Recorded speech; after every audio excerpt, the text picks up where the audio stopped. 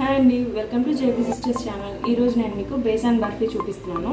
దానికి కావాల్సినవి శనగపిండి 1 కప్, నెయ్యి 3 టేబుల్ స్పూన్స్, షుగర్ 1 కప్, బాదం తగినంత, మిల్క్ పౌడర్ ఇది ఆప్షనల్ అండి, మీకు ఉంటే వేసుకోవచ్చు లేదా లేదు.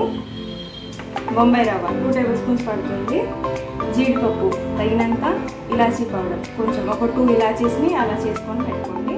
వాటర్ స్టవ్ ఆన్ చేసి గీని యాడ్ చేయండి ప్యాన్లోకి.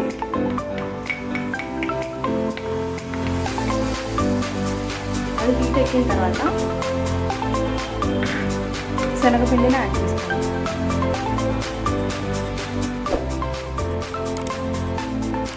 ఇదిగోండి, ఇలా మొత్తం ఇప్పుడు మనం వేసిన గీ అంతా పైకి ఎవాపరేట్ అయినట్టు వస్తుంది. అప్పటిదాకా దాన్ని అలా ఉంచండి. దానిలో 2 టేబుల్ స్పూన్స్ బొంబాయి రవ్వ యాడ్ చేయండి.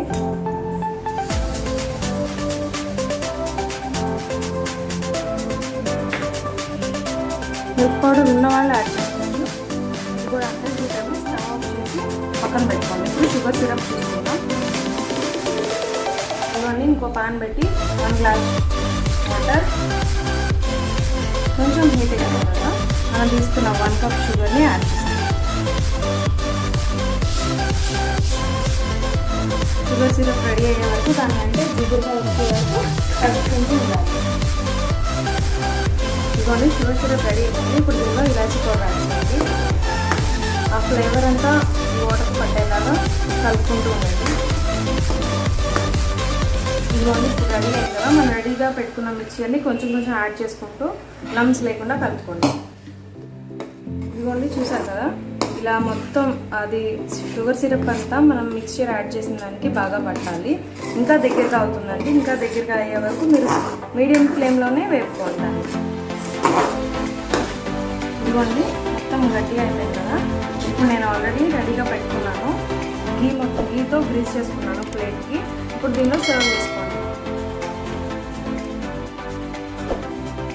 ఇదిగోండి, నేను ఇలా మొత్తం రెడీ చేసుకున్నాను కదా, సైడ్కి పెట్టుకున్నాను. ఎందుకంటే మనకి బర్ఫీ అంటే కొంచెం విత్ ఎక్కువ ఉంటుంది కాబట్టి నేను అంతా ఒక సైడ్కి పెట్టుకున్నాను. ఇప్పుడు దాని మీద బాగా జీడిపప్పు దాని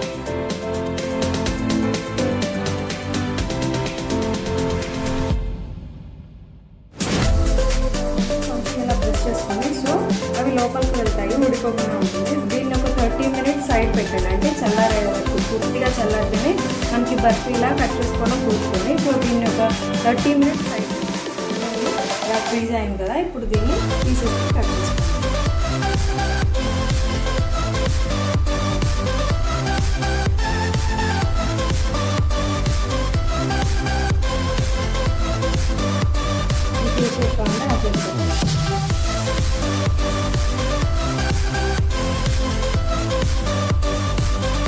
ఇవన్నీ టేస్టీ బేసన్ బర్ఫీ రెడీ అయిపోయింది. మీరు కూడా ట్రై చేసి మీ యొక్క రిజల్ట్ని నాకు కామెంట్ రూపంలో పోస్ట్ చేయండి.